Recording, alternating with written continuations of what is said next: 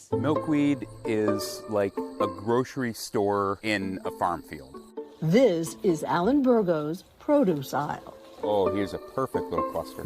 But out here, everything is free.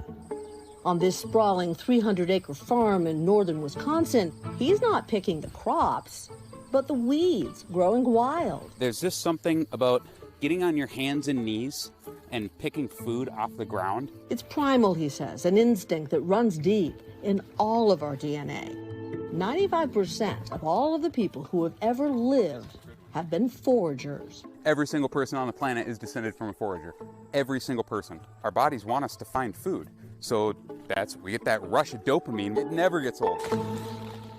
But Burgo may have stumbled across something else out here in the woods. Not only the secret to good eating, it may hold the secret to living to 100. You might say Dan Buettner is a forager as well. And how many tomatoes? For 2 decades, he's scoured the earth, learning the secrets of the longest-lived people. Only about 20% of how long you live is your genes. The other 80% is something else. Dan and his team found that something else in the blue zones, and he's taken us there. Remote places like Ikaria, Sardinia, and Nicoya. They don't have any superfoods. There's not any magical pill or supplement you're going to take. They were essentially eating whole food, plant-based, grains, greens, tubers, nuts, and the cornerstone of every longevity diet in the world, beans. I got you trained. This is the secret of longevity right here, these little beans. This year, 750,000 people will die needlessly from eating the standard American diet. And those aren't my numbers, they come from the CDC. All right, what's the standard American diet? On average, we eat about 270 pounds of meat, about 650 pounds of dairy, about 150 pounds of sugar. In blue zones where people are living a long time, they do eat meat, but only 5 times per month, and a portion about the size of a deck of cards. Celebratory food that people have occasionally. Unfortunately, that's not the way we eat. But when he took that road trip across America last year, he discovered some long-forgotten but uniquely American ways of eating. It's not only ingenious, but it's also blue zone healthy. It's this great treasure trove that somehow we've forgotten to look at. Over the next several months, Dan will introduce us to a farmer in South Carolina, rescuing the forgotten rice of his slave ancestors, and an open-fire chef resurrecting the foods the Pilgrims and Native Americans shared. And then there's the forager chef, who's cooked in some of the Midwest's finest restaurants, but now gathers baskets full of caterpillar nosh and turns them into gourmet meals. You learn one plant, you learn one mushroom, you will never forget that plant or mushroom. And every time you see it, the excitement never dies.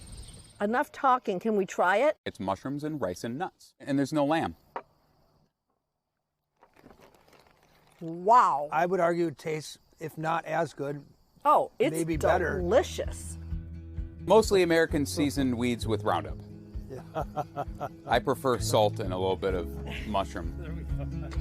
His wild green cakes use the weeds that he's gathered, but they'll also work with greens you can buy at the farm stand or the grocery store. Kind of a weed slider. It is a weed slider. There is so much genius in there that you don't miss the meat at all. It is delicious. A whole food plant-based diet will add at least 6 extra years of life expectancy to Americans. What are you doing? So these are milkweed pods. Oh, really? Yes. These fields are filled with milkweed. Oh, look at this. I treat them like okra, and I fry them in a little bit of cornmeal. I will eat pretty much anything fried. Another weed. Oh. You know what you're doing. A little bit like okra. There are so many fantastic plant-based sources of food that are not only cheap, in this case, free, and all you need is a little bit of culinary genius, the same effort that would be put on a steak or a pork chop, and you transfer that, and it produces absolute magic that's not only more delicious, but will help you live to 100. Can I have another one, please?